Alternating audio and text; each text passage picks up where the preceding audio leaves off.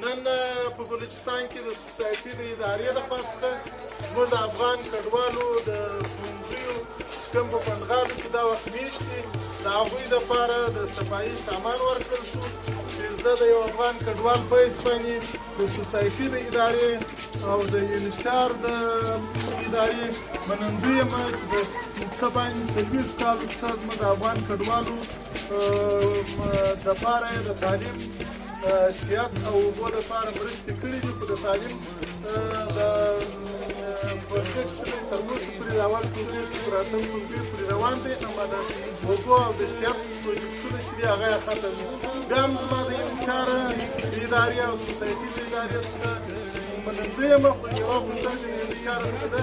زموږ د افغان کډوالو د ماشومانو پر مخ چې دا ستونزې پرتې دي د هغه د نهم ټولګي څخه تر 12م ټولګي پورې د کتابو ستونزه ده د سټیشنري ستونزه ده او په ښوونځیو کې د کمپیوټر د زده کړو اسانتیا نشته نو زما په راروان 2021 تعلیمي کال کې مې دا توقع ده چې هرې ښوونځي ته په هر پنډغالي کې د کمپیوټر د زده کړو اسانتیا برابره کړي او د اول د نهم ټولګي څخه تر 12م ټولګي پورې چې کوم د کتابو او سټیشنري ستونزه ده دغه حل کړي او د زده کوونکو دپاره په هر ښوونځي کې د درسي موادو اسانتیا برابره کړي. مننه.